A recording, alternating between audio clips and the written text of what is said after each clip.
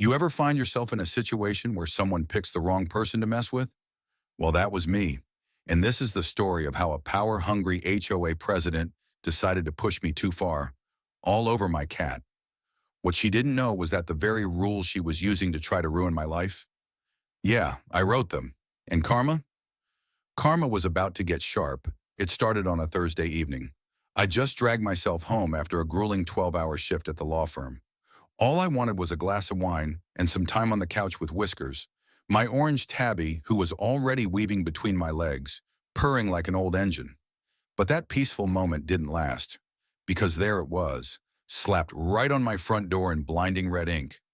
A violation notice from the HOA, $500. That's what they were fining me. For what? Harboring an unauthorized exotic animal. I stared at the paper, then back at Whiskers. He blinked at me, completely unfazed, before flopping on the rug and rolling over. Exotic? The most exotic thing about Whiskers was his ability to nap for 16 hours straight. I'd seen exotic animals. I'd worked cases involving people smuggling in snakes and monkeys. Whiskers?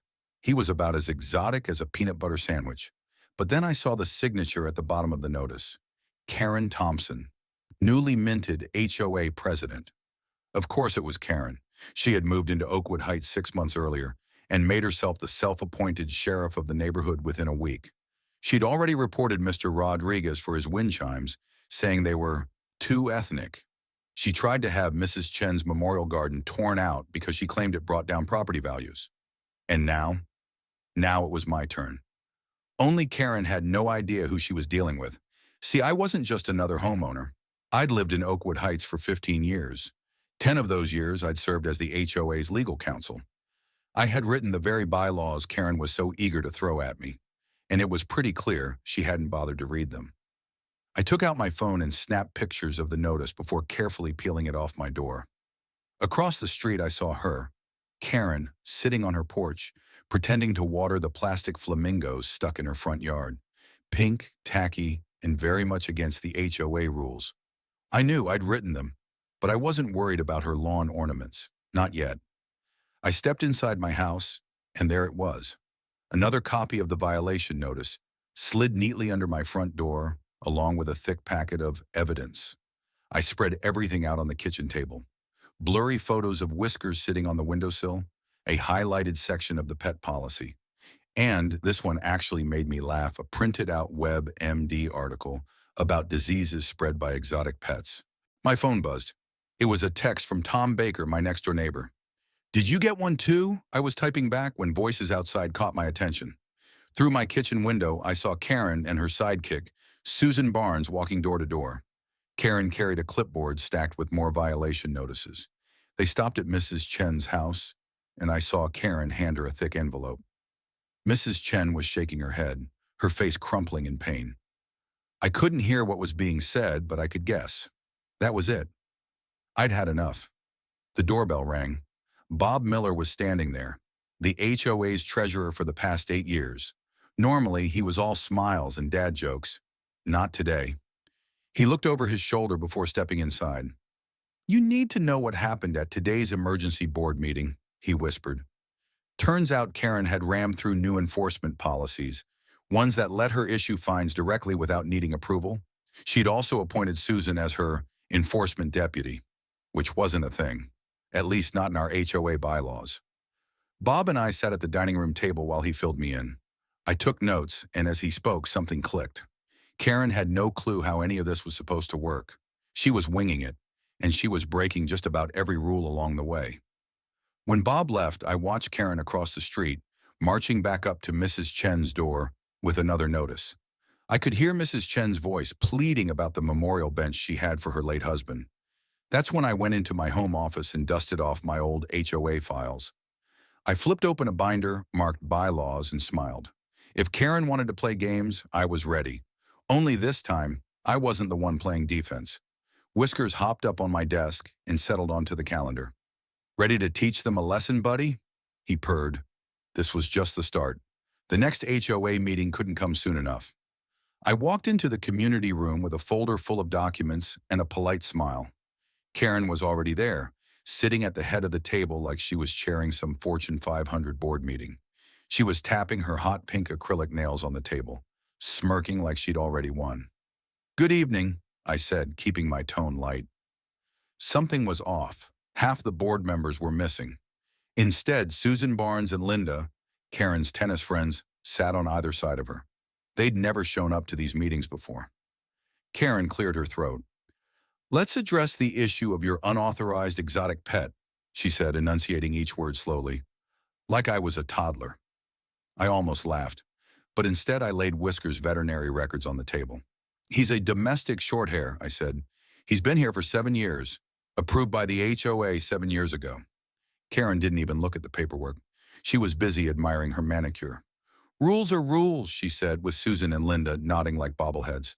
"The fine stands. And if the animal isn't removed within 30 days, further penalties will be assessed." I leaned back in my chair. "Speaking of rules," I said, "I couldn't help but notice your lawn decorations." Karen's face darkened. "Those are limited edition collectibles." "Section 7.3, I said, "no excessive lawn ornaments." "They're art," she snapped. I didn't push. Yet. Instead, I asked for copies of the last 6 months of meeting minutes and the paperwork showing changes to the board. Karen's eye twitched. "We're reorganizing for efficiency," she said quickly. I smiled, not kindly. "Sure you are." Karen tried to steer the conversation back to Whiskers. Complaints about disturbing the peace, health hazards. I showed them an email from the former HOA president explicitly approving my cat's residency. That shut them up for a moment. "This meeting is adjourned," Karen said suddenly. She gathered her papers in a rush and practically ran out. As I walked home, the pieces started fitting together. Mrs. Chen's fines, missing board members, no public notice about the board election. Karen wasn't just being difficult. She was orchestrating something much bigger, and I was the only one who could stop it. I called Bob the next day. We went over the financial records, or rather the ones Karen had reorganized. Thousands of dollars in miscellaneous fees, maintenance costs with no actual maintenance happening. And when I checked the property surveys, I noticed Karen had extended her backyard by about 3 feet into public green space. No paperwork, no permits.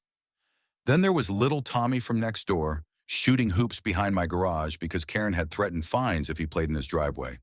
Meanwhile, her grandkids had an entire playground in her yard that broke 3 different HOA rules. I wasn't surprised when Robert, our retired maintenance supervisor, showed up at my door with a folder full of receipts. Denied maintenance requests, photos of damage blamed on innocent homeowners, emails where Karen funneled HOA contracts to her brother's company, and then Susan showed up on my security cameras. Not to leave a notice, to take pictures of my front door. The same door the board had approved years ago. I saved the footage. Another bullet in the chamber. This wasn't about my cat anymore.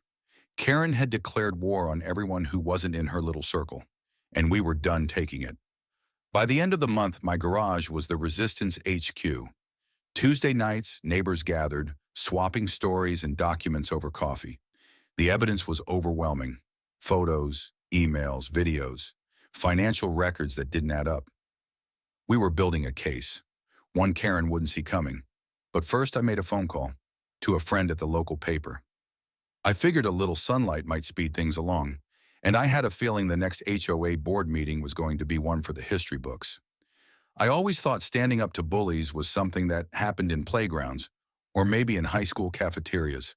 Turns out sometimes you've got to do it in a folding chair at an HOA board meeting, armed with binders instead of fists, and a cat sitting smugly in the window at home, probably wondering what took me so long. The day of the meeting finally came, and I'll be honest, I wasn't sure how it was going to go. I had my facts, I had my evidence, but Karen? She had no shame, and people like that don't go quietly. I walked into the community center early, holding a binder thick enough to double as a doorstop. The room was already half full, buzzing with tension. I saw faces I hadn't seen at an HOA meeting in years. Even Mr. Jenkins had shown up, rolling in on his walker, despite having had hip surgery just a month before. That's how fed up people were. And there she was, Karen, sitting at the head of the table, wearing a bright pink blazer and that same smug smile, as if she was about to host a talk show where she grilled everyone for their sins. She saw me walk in and gave me a tight little nod, like I was a contestant on her game show. If she only knew. Susan Barnes sat to her right, lips pinched, clutching her papers like they were the last life vest on a sinking ship. And Linda was on her left, pretending to look important. When the clock hit 6, Karen banged her gavel on the table. "Let's begin," she said. No one responded. "I think we should start with old business," she continued, her voice all syrupy, fake sweet. "Specifically the matter of an unauthorized exotic animal in violation of section—" "Actually," I cut in, standing up and walking to the front of the room, "before we get into that, I'd like to address something a little more pressing." Karen's smile faltered. "You're out of order," she said. I slid a printed map of the neighborhood onto the table, along with color-coded violations marked in red and green. "Funny thing," I said.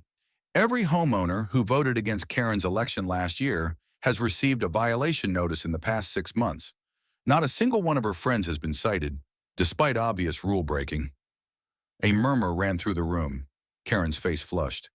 "That's a coincidence," she said quickly. "We're just enforcing standards." I nodded. "Sure. Let's talk about those standards." I clicked my laptop and the projector screen behind me lit up.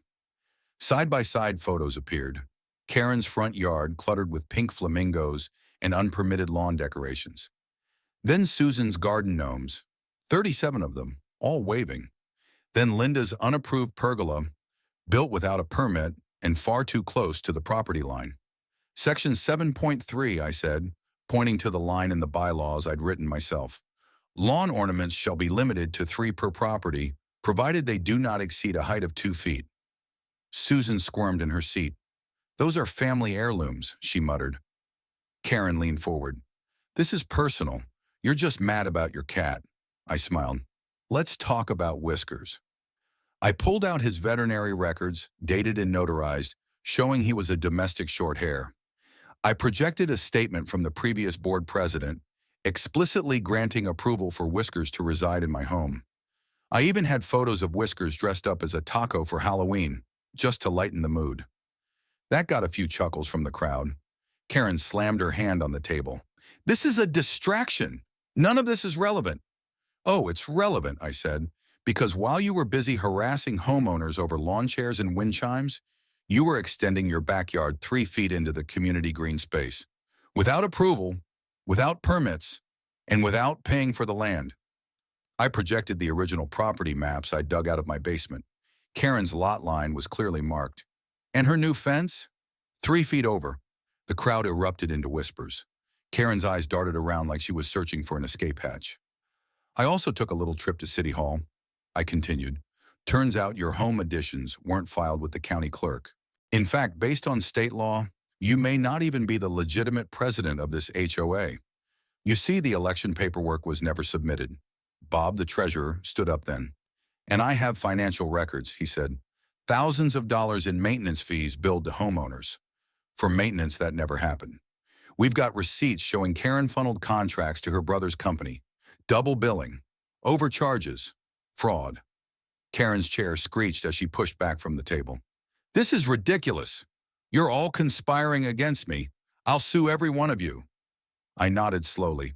"Section 12.8 of our bylaws, frivolous legal threats against board members or homeowners result in an immediate fine of $1,000 per threat." Susan's eyes widened as I pulled up the relevant clause on the projector screen. That's not enforceable," she stammered. "Oh, it's enforceable," I said, "because I wrote it, and I filed it, and it's been on the books since 2012. Karen was sweating now. "You can't prove anything," she shouted.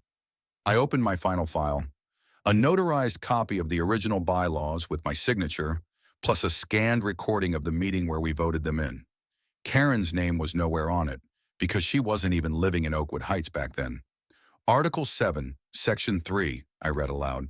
"No board member shall selectively enforce bylaws for personal gain or vendetta." I let the words hang there for a second before continuing. "The board is required to remove any member found in violation." Bob nodded. I motioned to remove Karen Thompson as HOA president. I second, came Mrs. Chen's voice, clear and strong. The vote was unanimous. Karen was done. Susan and Linda, too. Karen gathered her papers with shaking hands. This isn't over, she snapped. I smiled. You're right, it's not. 3 weeks later, Karen tried to sell her house to escape the humiliation. Problem was, she'd painted her home's trim bright purple without board approval, and according to the bylaws, yep, those same ones she used as a weapon, she couldn't sell the house until it was brought back into compliance. The new color? Karma gray. But it wasn't just about Karen getting what she deserved. After she was gone, things changed. We voted in a new board, one made up of people who actually cared about the neighborhood. Bob stayed on as treasurer. Mrs. Chen joined the landscaping committee. Mr. Rodriguez brought back his wind chimes, and the soft sounds drifted through the community again. As for Whiskers, he got a special amendment written into the bylaws. All domestic felines are considered pre-approved residents, as they ultimately do whatever they want anyway. I had the certificate framed right next to my law degree. Whiskers seemed unimpressed, but I caught him sitting by the window, tail flicking, watching over the neighborhood like he owned it. And maybe, in a way, he did. We planted a new memorial garden around Mrs. Chen's bench. The entire community showed up to help. Kids chalked the sidewalks again. Little Tommy's basketball hoop went back up. And for the first time in months, Oakwood Heights felt like home again.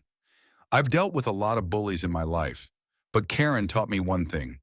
When you fight someone who knows the rules better than you better be ready to play fair.